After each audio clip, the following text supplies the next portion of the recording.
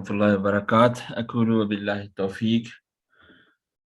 Alhamdulillahi wahda wassalatu wassalamu ala man la nabiyya ba'da amma ba'd. Rabbi shrah li sadri wa yassir li amri wahlul 'uqdatam min lisani yafqahu qawli. जी आज हमारे अकीदा वास्तिया का चौथा lecture है, चौथा दिन का है, और इसमें हम अल्लाह तबारक व तआला की मुख्तलिफ सिफात का अगेन कुरान की आयत से इस बात करेंगे। बिला ताखीर चलते हैं। आज मेरी मीटिंग थी, उस वजह से जो है वो हम वक्त पे क्लास नहीं शुरू कर सके, थोड़ी ताखीर हो गई, और मुझे इस बात का भी बखूबी इल्म है कि आपके यहाँ अगली नमाज का वक्त होने वाला।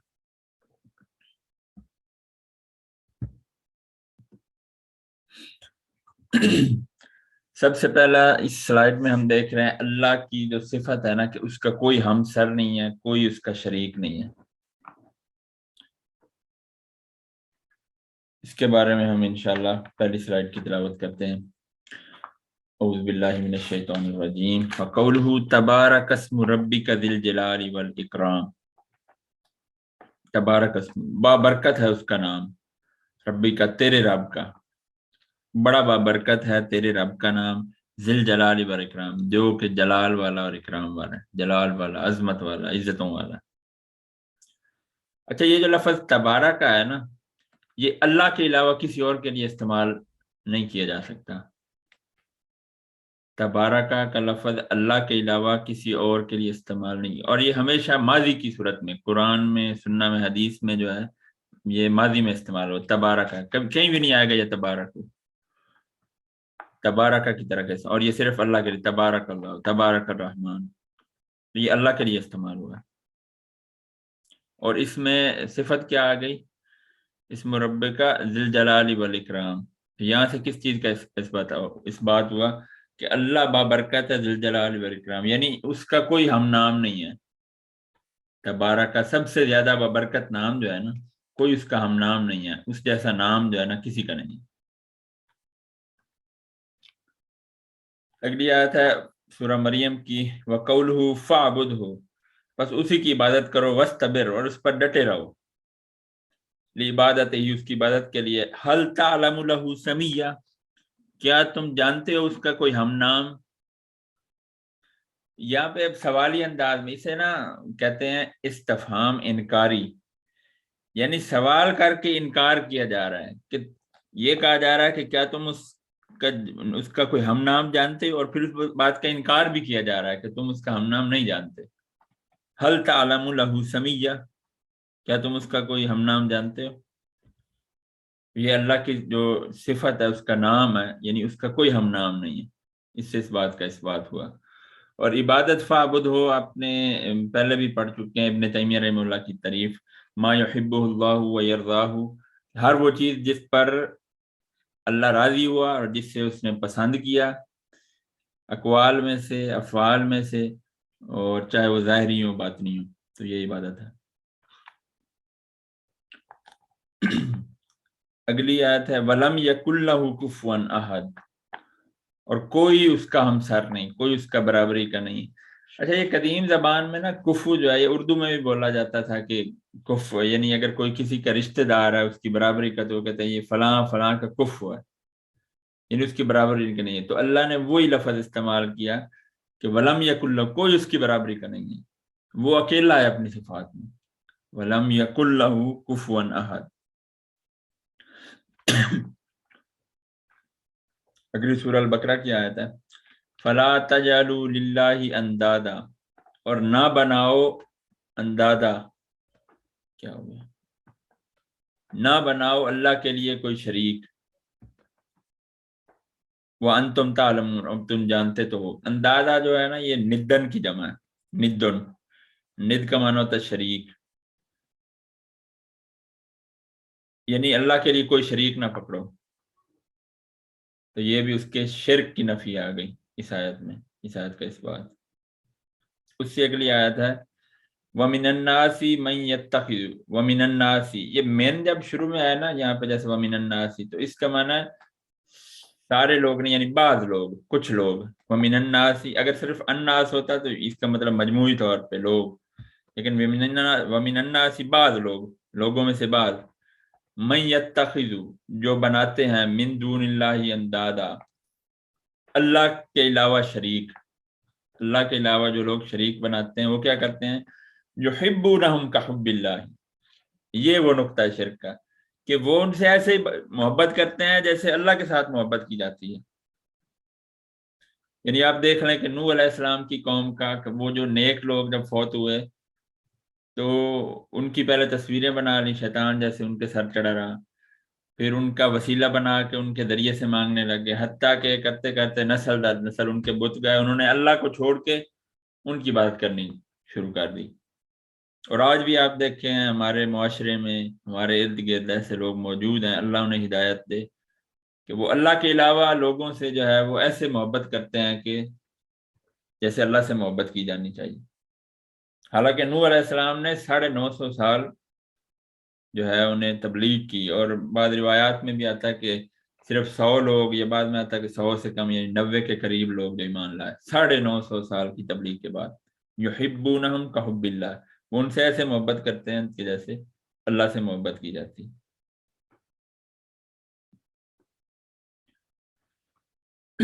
اب اگلی جو سلائیڈ ہے، اس میں اللہ کی اولاد اور پھر سے شریک کی نفی آ رہی ہے۔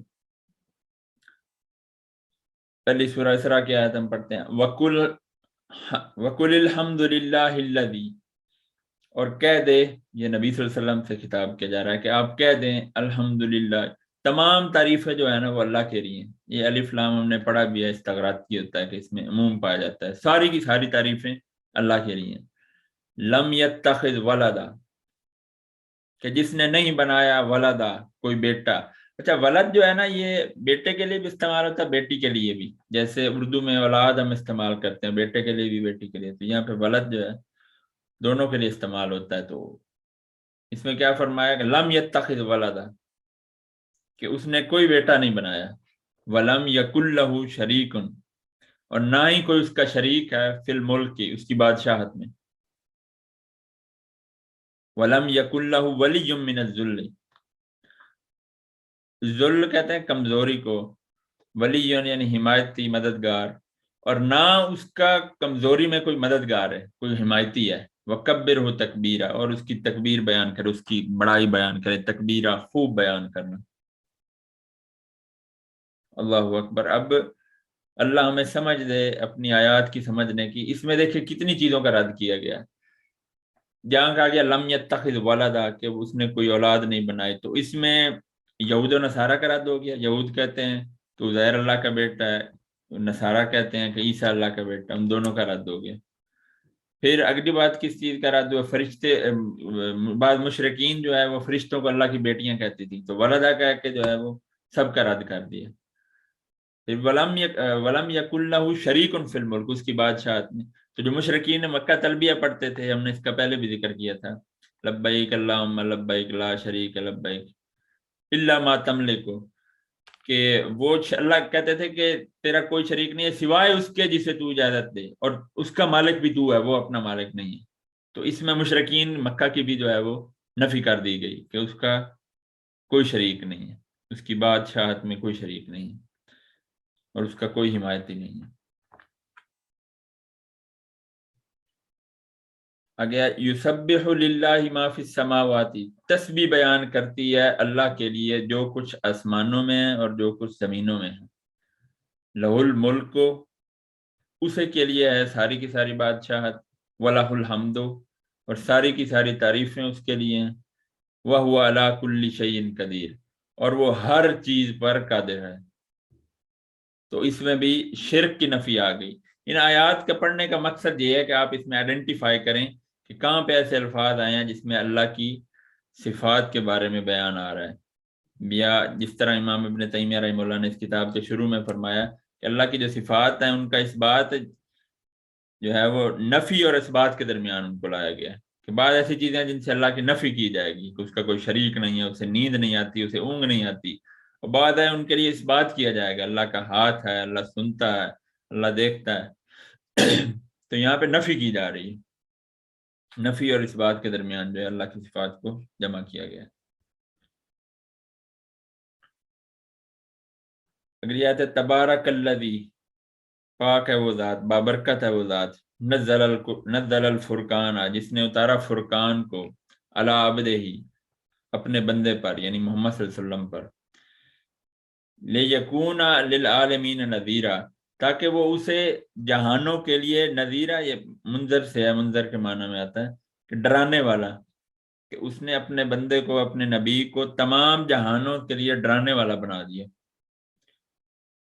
الذی لہ ملک السماوات والارض، اور وہی ذات ہے کہ ساری کی ساری بادشاہت زمین و آسمان کی جو ہے وہ اسی کے لیے۔ ولم یتخذ ولدا، اب یہ چیز ہے جس کے لیے ابن تیمیہ رحمہ اللہ وہ آیت لے کے آئے ہیں، ولم یتخذ ولدا، اور اس نے کوئی اولاد نہیں پکڑی، کوئی اولاد نہیں بنائی، نہ کوئی بیٹا نہ کوئی بیٹی۔ ولم یکن لہ شریک فی الملک، بار بار وہی باتیں دہرائی جا رہی ہیں مختلف آیات کے ذریعے سے کہ اس کی بادشاہی میں جو ہے وہ کوئی شریک نہیں ہے۔ وخلق کل شیء، اور اس نے ہر شے کو پیدا کیا، فقدرہ تقدیرا، اور اس نے انہیں تقدیر کے مطابق، تقدیرہ خوب اندازے کے ساتھ پیدا کیا، ان کی تقدیریں لکھی۔ تو آپ دیکھیں خلق کل شیء، تو ہم نے یہ پہلے بھی پڑھا پچھلی کتب میں الحمدللہ رب العالمین کی تفسیر میں کہ ما کل عالم ما سواہ، اس کے علاوہ ہر چیز جو ہے نا وہ عالم ہے، وہ مخلوقات میں سے ہے، تو وہ ہر چیز کا خالق ہے، اس نے ہر چیز کو پیدا کیا ہے۔ یہی فرق ہے باقیوں میں جن کو پوجا کی جاتی ہے، جن کی عبادت کی جاتی ہے، جنہیں شریک ٹھہرایا جاتا ہے، اور اس میں کہ وہ خالق نہیں ہے، انہوں نے ان کو پیدا نہیں، وہ تو خود پیدا کیے گئے ہیں۔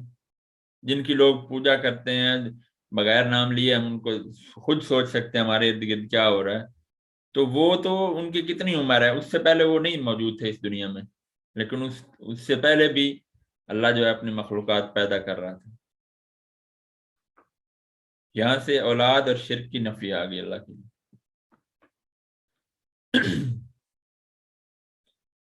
اگلی ان آیات میں بھی جو ہے وہ اللہ کے لیے اولاد اور شرک کی نفی آ رہی ہے۔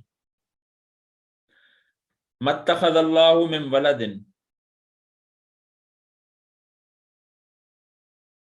متخذ اللہ من ولد وما کان معہ من الہ، متخذ اللہ یہ ماضی میں ہے کہ اللہ نے نہیں بنایا کوئی من ولد، یہ پھر وہی من ولد کوئی بھی بیٹا، یعنی کہ کوئی کسی ایک کو بھی اپنا بیٹا، کسی ایک کو اپنی اولاد بنائی۔ وما کان معہ الہ، اور نہ ہی اس کے ساتھ کوئی الہ ہے، نہ اس کے ساتھ کوئی اور معبود ہے۔ اذن، اگر ایسا ہوتا، لذہب کل الہ بما خلق، اب یہ عقلی دلیل، لاجیکلی کنونس کیا جا رہا ہے مشرکین کو اس زمانے کے ہو یا پہلے زمانے میں، کہ اگر اس کے علاوہ کوئی اور ہوتا، لذہب کل الہ بما خلق، تو وہ جو الہ ہے نا اگر اس کے علاوہ ہوتا تو وہ اپنی مخلوق کو لے کر چلا جاتا، یعنی ان میں فساد ہوتا ہے، کوئی چپکلش ہوتی، تو جو کچھ اس نے پیدا کیا وہ کہتا یہ میرا، وہ اسے لے کر چلا جاتا۔ لذہب کلو، ہر چیز کو لے کر چلا، الہ، وہ الہ بما خلق، جو کچھ اس نے پیدا کیا۔ ولا علی بعضهم علی بعض، اور اس میں سے بعض جو ہے وہ بعض پر غالب آ جاتا، یعنی اگر ایک سے زیادہ الہ ہوتے، دو ہوتے، تین ہوتے، زیادہ معبود ہوتے، زیادہ خدا ہوتے، تو ہوتا کیا کہ وہ اپنی مخلوق کو لے کر چلے جاتے، اور ان میں سے جب ان کے درمیان فساد ہوتا ہے، ان کے درمیان کوئی تضاد آتا، تو وہ ان میں سے کوئی ایک دوسرے پر غالب آ جاتا۔ سبحان اللہ عما یصفون، پاک ہے اللہ اس چیز سے جس سے وہ جو اس کے وہ وصف بیان کرتے ہیں، یعنی جو وہ خرابیاں اللہ میں بیان کرتے ہیں معاذ اللہ۔ اب یہ جو نقطہ ہے نا والا علی بعضهم، کہ ان میں سے اللہ جو ہے نا یہ غالبانہ کے معنی میں، تو اس کے بارے میں شیخ صالح الفوزان فرماتے ہیں، یہ آج میرا لیپ ٹاپ پتہ نہیں کیا کر رہا ہے، وہ فرماتے ہیں کہ جب کوئی ایک الہ، ایک سے زیادہ الہ ہوتے اور ایک جو ہے وہ غالب آ جاتا تو دوسرا مغلوب ہوتا، تو مغلوب جو ہے وہ کیسے الہ ہو سکتا ہے، وہ کیسے خالق ہو سکتا ہے، یا وہ رب کیسے ہو سکتا ہے، وہ تو خود مغلوب ہو گیا، ایک سے وہ ہار گیا۔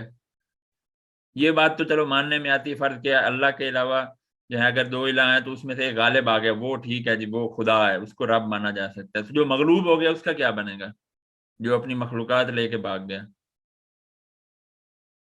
تو یہ بات اس چیز کی دلیل ہے کہ اللہ کا کوئی شریک نہیں ہے، اس کا کوئی بیٹا نہیں ہے، کائنات کا جو سارا نظام ایک سیکوینس کے ساتھ چل رہا ہے۔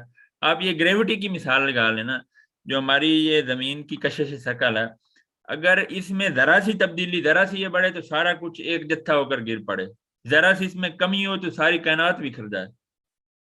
وہ اکیلا ہے جو اس سب کو تھامے ہوئے ہے۔ یہ بھائی اپنے کیمرے بند رکھا ہے۔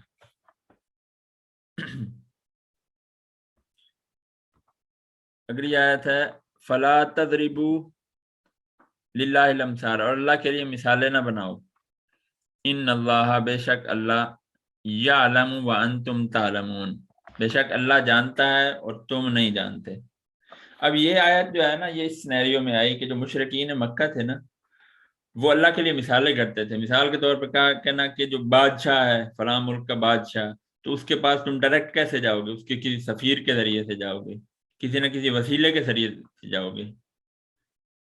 تو اس بات کا رد کیا گیا، اور آج بھی لوگ ایسے کرتے ہیں۔ ہاں جی، پولیس والے کو، تھانے دار کو ملنا ہے تو ڈائریکٹ کیسے ملیں گے؟ پہلے اس کے چپڑاسی کو ملیں گے، فلاں منسٹر کو ملنا ہے پہلے اس سے پی اے سے رابطہ کریں گے، کسی کو شیڈول بنائیں گے۔ تو اللہ نے اس چیز کا رد کر دیا کہ اللہ کے لیے ایسی مثالیں نہ گڑھو، اللہ ان چیزوں سے پاک ہے۔ کتنی آیات ہیں کہ ہم علم کے اعتبار سے اللہ جو ہے ہمارے شارک سے زیادہ قریب ہے۔ کل جو ہم نے آیت پڑھی اس میں کہ اللہ نے وہ خاتون جو اپنے دل میں سرگوشی کر رہی ہے، سیدہ خولہ رضی اللہ عنہ، کہ جب اس کے ہسبینڈ نے وہ طلاق والا ان کا معاملہ ہونے لگا، تو اللہ نے فرمایا قد سمع اللہ، اللہ نے سن لی اس کی سرگوشی۔ سیدہ عائشہ کہتی ہیں کہ وہ ساتھ کریے دروازے پہ، میں اس کی نہیں سن سکی، لیکن وہ جو سمیع تھا اس نے اس کی سن لی۔ تو یہاں سے اللہ کے لیے شرک کی نفی آتی ہے۔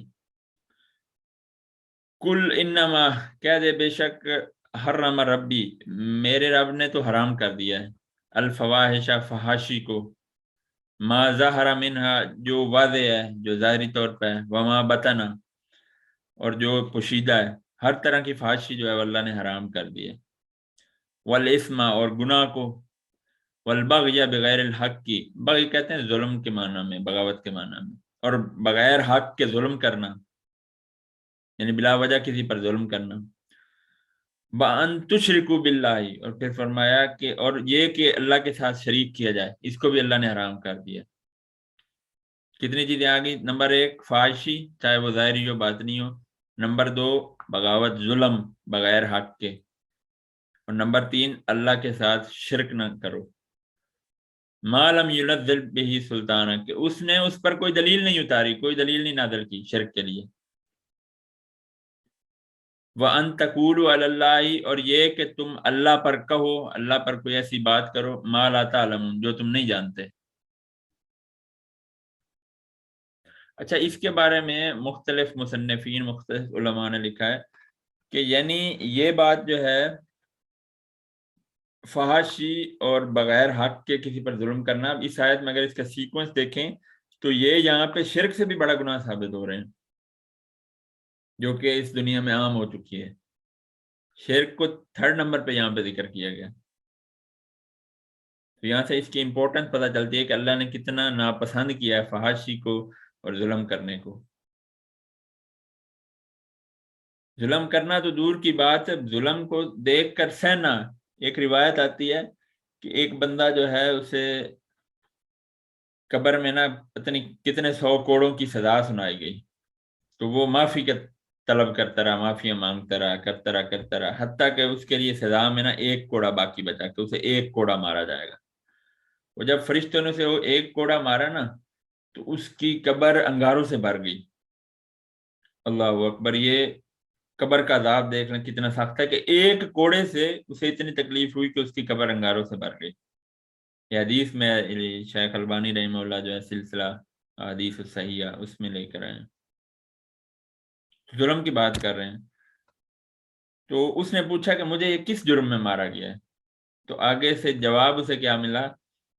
انکا صلیت صلاتم واحدتم بغیر طہور ایک تیرا یہ گناہ تھا کہ تو نے بغیر طہارت کی نماز ایک پڑھی تھی، صرف ایک نماز تم نے بغیر طہارت کے بغیر وضو سے پڑھی تھی، تیرا وضو صحیح نہیں تھا، یا تو نے وضو کیا نہیں، یا تیرا جسم پاک نہیں تھا، صرف ایک طہارت کے بغیر نماز پڑھی اور اس سے اس کی قبر انگاروں میں بھر گئی۔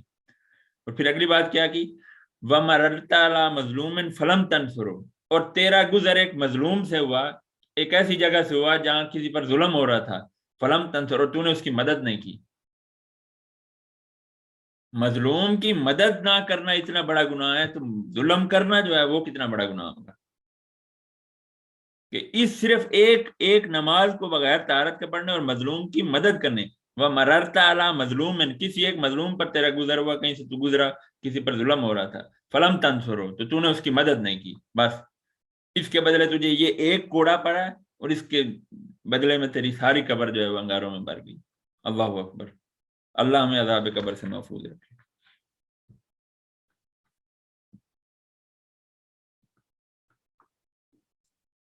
آگے اللہ کے استوا کے بارے میں نا اس بات آ رہا ہے۔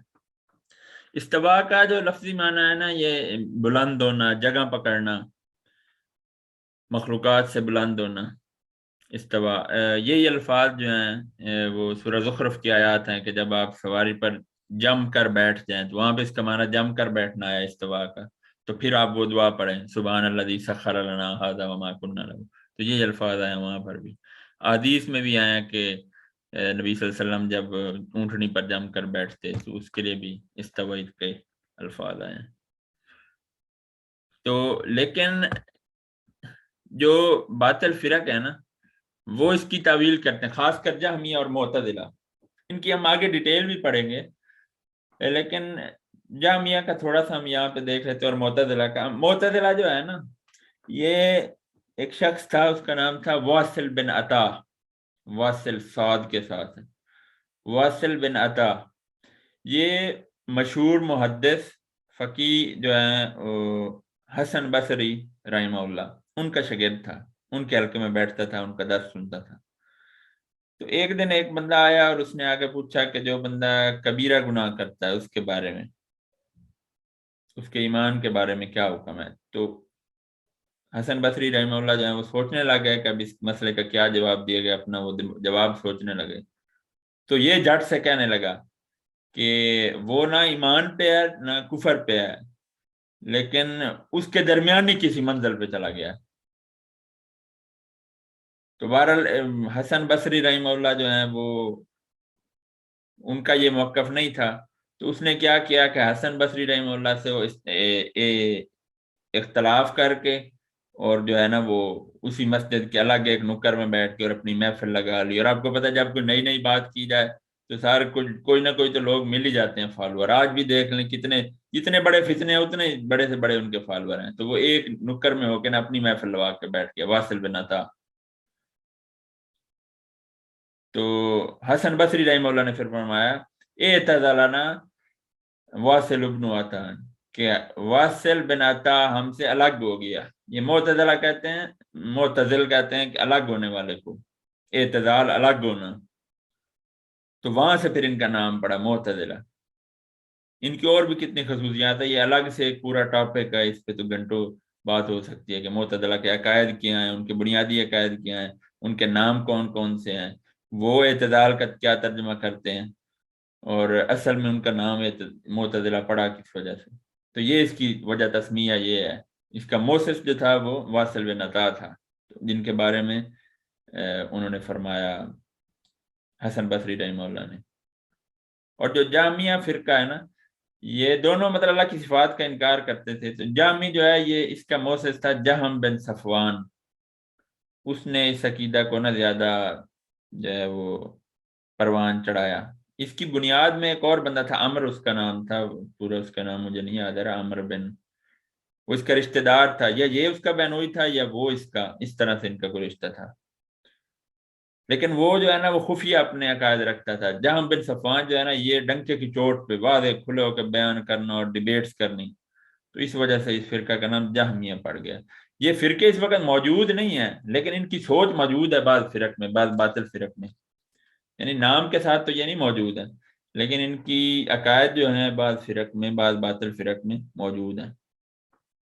تو انہوں نے کیا کیا کہ خصوصاً معتزلہ انہوں نے کیا کیا، جیسے ہم نے پیچھے پڑھی تھی، انہوں نے لفظی تعریف کر دی. انہوں نے کیا کہ جو اللہ کے لیے استوا کا لفظ ہوا ہے نا، استوا الرحمن والا استوا، تو انہوں نے بمانا استولا کر دیا کہ اللہ نے قبضہ کیا، اللہ غالب آیا، اللہ نے حکومت قائم کی جو ہے.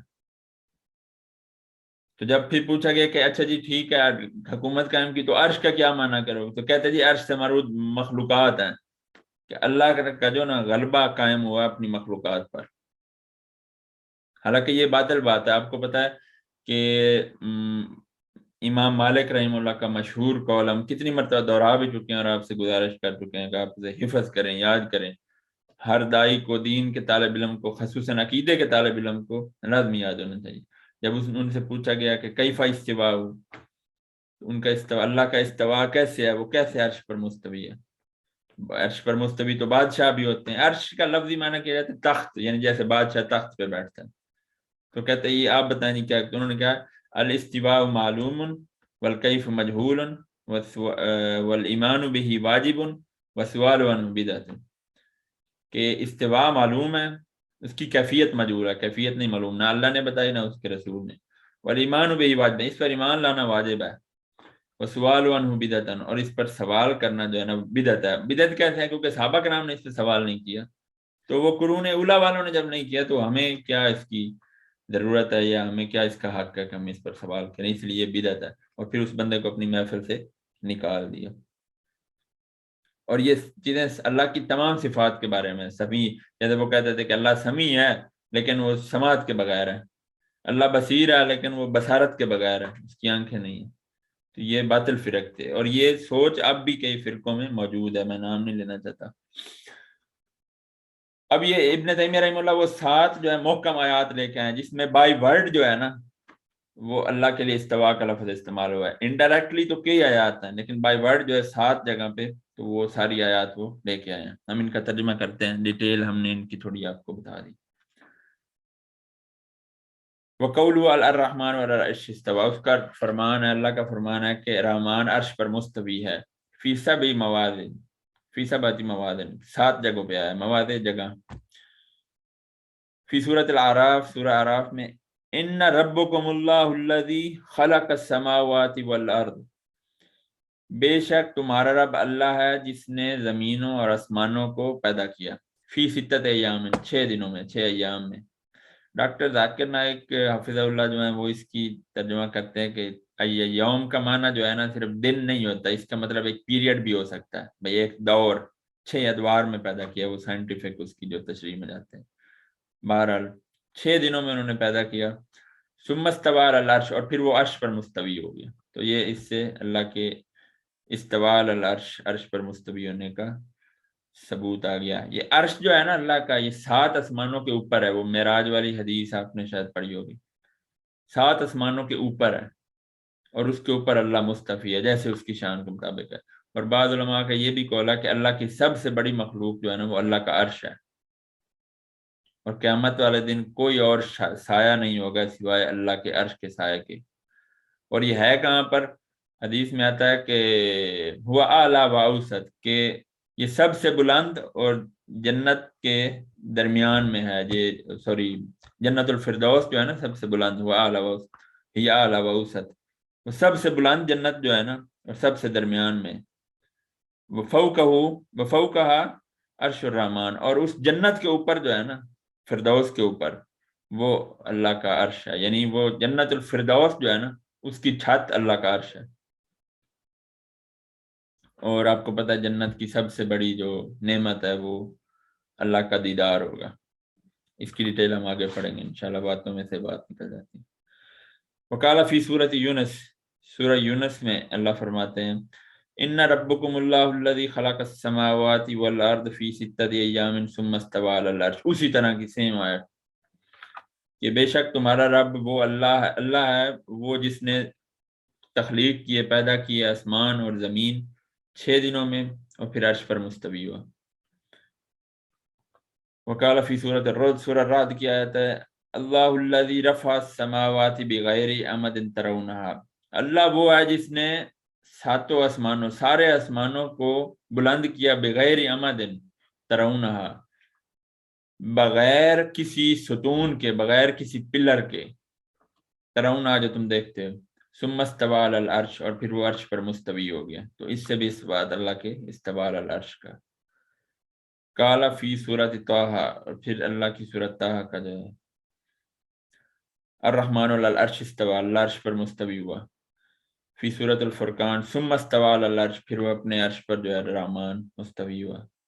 आगे सूरत सजदा में अल्लाहुल्लज़ी खलक़स समावाति वल अर्द व मा बैनहुमा फी सित्तति अय्यामिन सुम्मा इस्तवा अलल अर्श, कि अल्लाह वो ज़ात है जिसने आसमानों को पैदा किया, ज़मीन को पैदा किया, व मा बैनहुमा, और जो कुछ उनके दरमियान है, सब चीज़ों को अल्लाह ने पैदा किया, यानी आसमानों से लेकर दरमियान तक। तो ये भी इटसेल्फ, आगे बात आ रही है कि अल्लाह अर्श पर मुस्तवी हुआ, लेकिन ये चीज़ भी इस बात की दलील है कि उसने ज़मीन और आसमान को पैदा किया, जो कुछ उसके दरमियान है। तो अगर अल्लाह हर जगह मौजूद है अपनी ज़ात के एतबार से, तो यहाँ तो अल्लाह फरमा रहा है कि ज़मीन आसमान और उसके दरमियान जो कुछ भी है उसकी मखलूक है। तो अगर वो इसके दरमियान हुआ तो माज़अल्लाह वो क्या मखलूक हो गया? नहीं है, अल्लाह बुलंद है, अल्लाह मखलूक से ऊपर है। जैसे हमने पढ़ा था, अल्लाह खारिज आलम है। यानी अगे तो सराहतन है ना कि रहमान अलल अर्श इस्तवा, उससे पीछे भी कि उसने ज़मीन आसमान और जो कुछ उसके दरमियान में है उसने पैदा किया है। तो जो कुछ, अगर अल्लाह सब चीज़ों में मौजूद है, तो माज़ अल्लाह क्या वो अपना खुद खालिक हुआ? माज़ अल्लाह सुम्मा माज़ अल्लाह।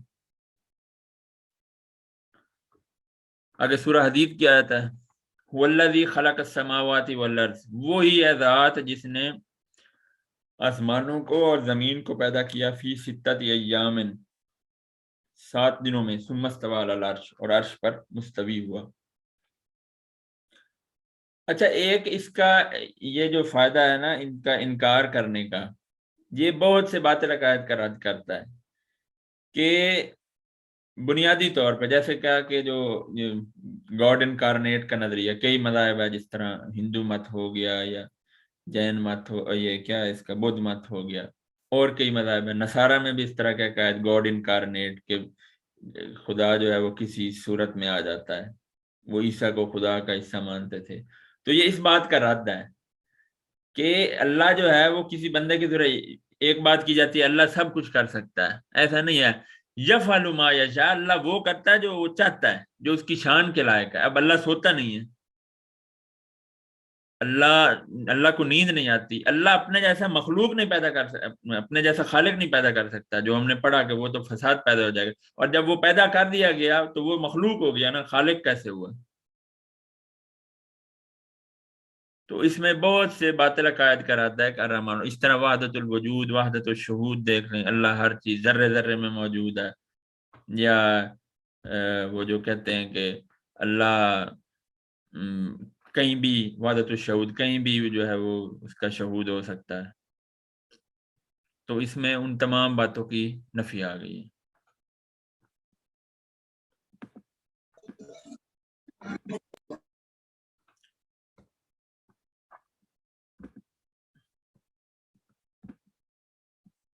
अल्लाह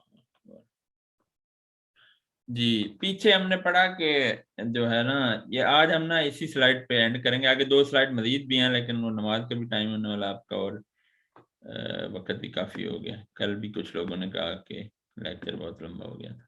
बाकी को हम कल में उसके साथ ही पढ़ लेंगे इंशाल्लाह, अगले सबक के साथ। क्या हो रहा है लैपटॉप? पीछे तो हमने पढ़ा कि वो वाद इस्तवा का लफ्ज़ था। अब यहाँ पे जो है ना वो अल्लाह की जो सिफात है ना, यानी इनडायरेक्टली बताया जा रहा है कि अल्लाह अर्श पर मुस्तफ़ी, अल्लाह मखलूक़ात से बुलंद व बाला है। ईसा के बारे में, या ईसा, ए ईसा, इन्नी मुतवफ़ी का व राफ़ियू का, मैं तुझे पूरा पूरा उठाऊंगा, व राफ़ियू का, और बुलंद कर लूंगा। मुतवफ़ी फौत का एक माना ये भी है कि पूरा पूरा उठा लेना, जैसे ईसा को उठाया गया, ईसा अलैहिस्सलाम को, और फिर वो क़यामत की निशानियों में से है कि वो नाज़िल होंगे दमिश्क में। तो यहाँ पे क्या फरमाया कि इन्नी मतलब मैं तुझे पूरा पूरा उठा लूंगा, व राफ़ियू का इलैया, और मैं तुझे अपनी तरफ बुलंद पर कर दो, रफ़ा बुलंद करना। तो इससे भी इस बात आया कि अल्लाह अपनी मखलूक से बुलंद व बाला है और अपने अर्श पर मुस्तवी है। अगली भी आयत ईसा अलैहिस्सलाम के बारे में, बल रफ़ा अल्लाहु इलैहि, رفع اللہ علیہ، کہ بلکہ اللہ نے اسے اپنی طرف بلند کر لیا، اپنی طرف اٹھا لیا. یہ بھی عیسیٰ علیہ السلام کے بارے میں. تو رفع بلند کرنا، یعنی اللہ اپنی مخلوق سے بلند ہے، عرش پر ہے. اگلی پھر آیت الیہ یصعد الکلم الطیب، اسی کی طرف چڑھتا ہے کلم طیب، نیک کلمہ یا نیک اعمال کر، والعمل اور نیک اعمال، الصالح یرفع، اور نیک اعمال بھی اسی کی طرف چڑھتے ہیں اور نیک کلمات بھی اسی کی طرف چڑھتے ہیں. آپ کو پتہ ہے بچپن میں بھی ہم پڑھتے ہیں ترتیب سعودی اور ترتیب نزولی. ترتیب سعودی کیا ہوتی ہے کہ جو نیچے سے اوپر کو جائے، اور نزولی جو اوپر سے نیچے آئے. تو یہاں پہ وہ یسعدو کہ جو نیچے سے اوپر جاتا ہے نا، کلمہ طیب اچھا کلمہ اور اعمال جو ہے نیک اعمال، وہ اسی کی طرف اوپر چڑھتے ہیں. اگلی آیات جو ہے نا، یعنی اگلی آیات سے یہ دیکھیں کہ یہ موسیٰ علیہ السلام کا بھی عقیدہ تھا کہ اللہ اپنی مخلوق سے بلند و بالا ہے، اللہ عرش پر مستوی ہے. فرعون نے جب اپنے وزیر حامان سے کہا کہ یا حامان، اے حامان، نبنا لی سرحن، میرے لیے کوئی بلند بالا خانہ بناؤ، کوئی بلند محل بناؤ، لعلی ابلغ الاسباب، تاکہ میں دروازوں تک پہنچ جاؤں، اسباب السماواتی، آسمان کے دروازوں تک، فطلع الہ موسیٰ، اور میں موسیٰ کے الہ کو دیکھ لوں، اسے جھانک لوں. اطلاع کا معنی جھانکنے میں بھی آتا، دیکھنے میں بھی آتا. جیسے وہ حدیث میں آیا ہے کہ اطلع اللہ علی اہل بدر، کہ اللہ نے اہل بدر کو جھانک کر کے دیکھا. ثم قال اعملوا ما شئتم قد غفرت لكم، اور پھر کہا کہ جو آج کے بعد عمل کرو میں نے تمہیں معاف کر دی. یہاں پہ وہ یہ فتح، تاکہ میں موسیٰ کے الہ کو، موسیٰ کے معبود کو، اس کے رب کو جھانک لوں. وَإِنِّي لَأَظُنُّهُ كَاذِبًا، اور میرا گمان ہے کہ وہ جھوٹا ہے. معاذ اللہ، موسیٰ کو کہا کہ وہ جھوٹا ہے. تو اس سے ثابت ہوا کہ یہ صرف شریعت محمد میں نہیں ہے، تمام پچھلی بھی شریعتوں میں، اور بلکہ جب سے دنیا پیدا ہوئے تب سے اللہ اپنی مخلوق سے بلند و بالا ہے. یہ اس کی صفات ان کے ساتھ وہ متصف ہے کہ وہ مخلوق سے بلند و بالا ہے اور وہ عرش پر مستوی ہے، کہ تمام امتوں میں یہ جو ہے قاعدہ رہا ہے، قانون رہا ہے. اگلی سورۃ ملک کی 2 آیات ہیں. اَأَمِنْتُمْ مَنْ فِي السَّمَاءِ، کیا تم امن میں آ گئے ہو، یا کیا تم بے خوف ہو گئے، من فی السماء، اس سے جو آسمانوں میں ہے. کون آسمانوں میں؟ اللہ. یہ بھی دلیل ہے کہ اللہ اپنی مخلوقات سے بلند و بالا ہے اور وہ عرش پر مستوی ہے. ان یخسف بکم الارض، کہ وہ تمہیں زمین میں دھنسا دے، فاذا ہی تمور، اور پھر وہ ہلنے لگ جائے. تو من فی السماء، اس سے ثابت ہوا کہ اللہ اپنی مخلوقات سے بلند ہے. اگلی اسی طرح امنتم من فی السماء، یا پھر تم بے خوف ہو گئے یا امن میں آ گئے اس سے جو آسمانوں میں، ان یرسل علیکم حاصب، کہ وہ آسمان سے تم پر پتھر برسا دے. فستعلمون کیف نذیر، اور ان قریب تم جان لو گے کہ کیسا ہے اس کا ڈرانا. تو یہ بھی ثابت ہوا من فی السماء یرسل علیکم حاصبا، تم پر پتھر برسا دے. تو اس سے بھی ثابت ہوا کہ من فی السماء، وہ آسمانوں میں ہے، وہ بلند ہے، اپنی مخلوق سے بلند و بالا ہے. جی یہ آج کی آخری جو ہے وہ سلائیڈ انشاءاللہ. اللہ سبحانہ والا کی میت میں، میت مطلب اللہ کا ساتھ ہونا، کہ اپنے بندوں کے ساتھ ہے. وہ کیسے؟ ایک ہے میت خاصہ اور ایک میت عامہ. میت عامہ یہ ہے کہ وہ ہر ایک کے ساتھ ہے، کافر ہے، مومن ہے، وہ اس کو دیکھ رہا ہے، اس کو سن رہا ہے، اس کا علم اس کے ساتھ ہے، اس کی میت. اور ایک ہے میت خاصہ، جو انبیاء کے لیے، جو اس کے نیک بندوں کے لیے، کہ ان کے ساتھ تو ہے ہی ہے، لیکن اس کی نصرت بھی ان کے ساتھ ہے، وہ ان کی مدد میں ہے. جیسے قرآن کے الفاظ ہیں کہ رسول اللہ صلی اللہ علیہ وسلم نے سیدنا ابوبکر صدیق سے فرمایا، سورۃ توبہ کی آیت ہے، غار ثور میں، کہ لا تحزن ان اللہ معانا. وہ جب پریشان ہو گئے نا تو کہا کہ غم نہ کر، اللہ ہمارے ساتھ ہے. تو یہ میت خاصہ ہے، تو وہ انبیاء کے ساتھ، صدیقین کے ساتھ، اپنے نیک بندوں کے ساتھ ہے، ان کی مدد میں ہے، ان کی نصرت میں. تو پہلی جو 2 آیات ہیں اس میں میت عامہ کا ہے، اور اگلی جو آیات ہیں اس میں میت خاصہ ہے. اللہ فرماتا ہے هو الذی خلق السماوات والارض، وہی ذات ہے جس نے آسمانوں کو پیدا کیا اور زمین کو فی 6 ایام، 6 دنوں میں، ثم استوى علی العرش، اور پھر وہ عرش پر مستوی ہوا. یعلم ما یلج فی الارض، وہ جانتا ہے جو کچھ زمین میں داخل ہوتا ہے، وما یخرج منہا، جو کچھ اس میں سے نکلتا ہے زمین میں سے، وما ینزل من السماء، اور جو کچھ آسمان سے نازل ہوتا ہے، وما یعرج فیہا، اور جو کچھ آسمان کی طرف چڑھتا ہے، بلند ہوتا ہے، وہو معکم، اور وہ تمہارے ساتھ ہے، اینما کنتم، جہاں کہیں بھی تم ہو. یہ میت عامہ ہے، ہر ایک کو کہا جا رہا ہے کہ وہ تمہارے ساتھ ہے، تم جہاں کہیں بھی ہو. واللہ بما تعملون بصیر، اور بے شک جو تم عمل کرتے ہو اللہ انہیں بصارت والا، اللہ انہیں دیکھ رہا ہے. بصیر ممانا دیکھنے کے، بصارت سے. تو اللہ اکبر، یہ کتنی بڑی بات ہے کہ یعلم ما یلج، جو کچھ زمین میں داخل ہوتا ہے، جو نکلتا ہے، وہ جانتا ہے اس کو. اللہ اکبر، یہ اس کی صفت معیت ہے کہ وہ ہر ایک کے ساتھ ہے، بالعلم بالبصارت، انہیں دیکھ رہا ہے، لیکن بالذات وہ عرش پر ہے، اپنی مخلوق سے بلند ہے. یہ عقیدہ جو ہے نا، یہ عقیدہ بہت سے باطل عقائد کا رد ہے، بہت سی بدعات کا رد ہے. اس کو سمجھنے کے لیے بھی ہمیں شاید زندگی چاہیے کہ اللہ عرش پر مستوی ہے، اس پر ایمان لانا کیوں ضروری ہے.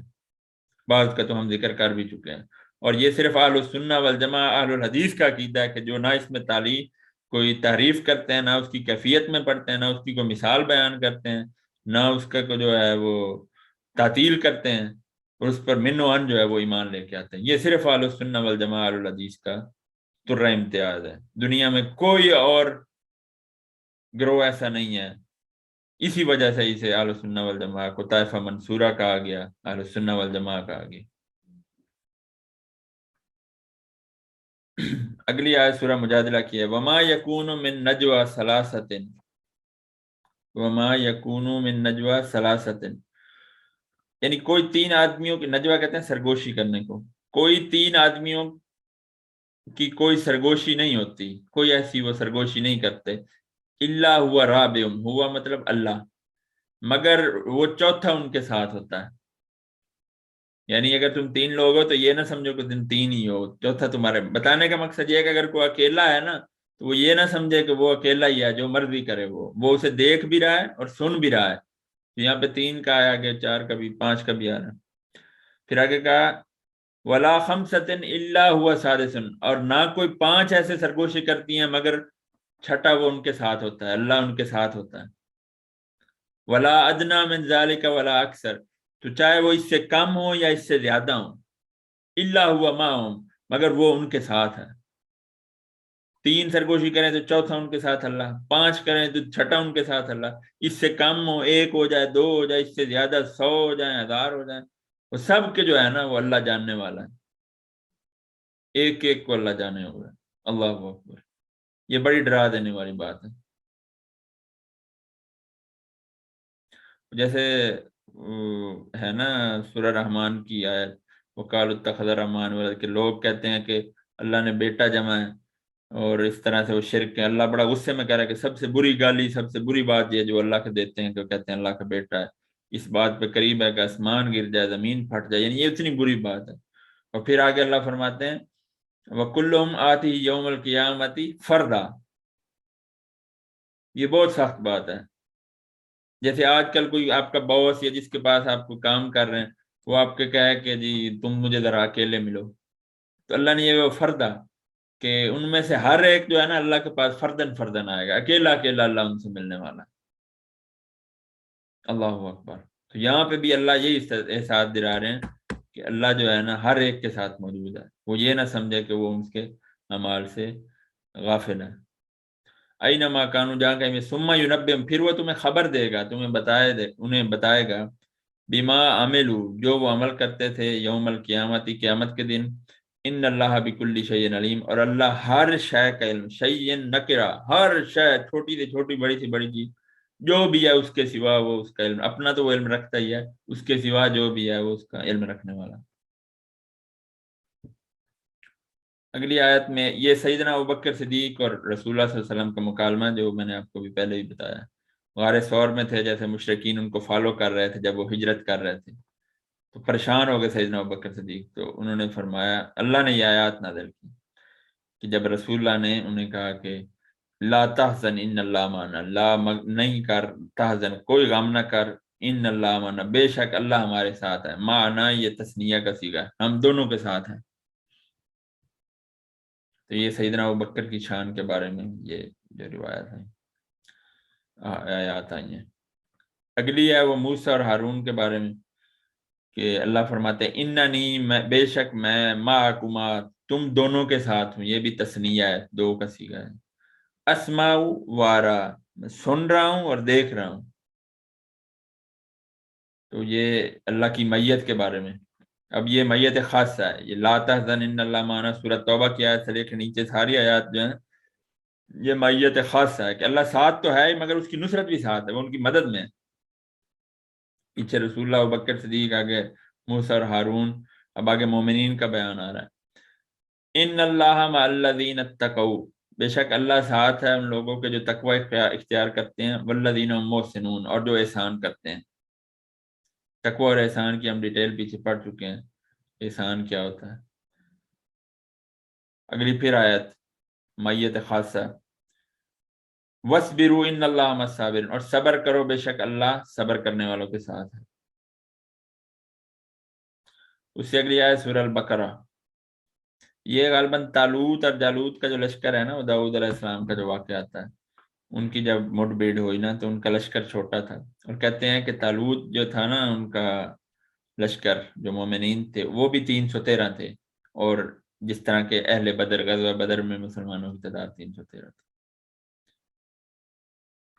تو ان کے بارے میں وہ کہتے ہیں کہ جب وہ مطلب انہیں لوگوں نے باتیں کی ہم تھوڑے ہیں، تو وہ کہنے لگے کہ کم من فئۃ قلیلۃ غلبت فئۃ کثیرۃ، کہ کئی مرتبہ ایسا ہوا ہے کہ فئۃ قلیلۃ، فئہ کہتے ہیں گروہ کو، جماعت کو، کہ چھوٹے گروہ غلبت غالب آ جاتا ہے فئۃ کثیرۃ بڑے گروہ پر، کثیر گروہ پر، جیسے غزوہ بدر میں جو 313,000 پر غالب آ، واللہ مع الصابرین، اللہ صبر کرنے والوں کے ساتھ ہے۔ یہ بھی میت خاصہ، تو پہلی دو آیات سورہ حدید اور مجادلہ کی یہ میت عامہ، اور اس سے اگلی جو تھی وہ میت خاصہ کی۔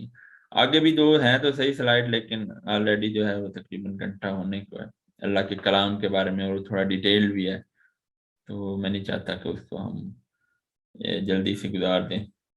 انشاءاللہ کل حاضر ہوں گے۔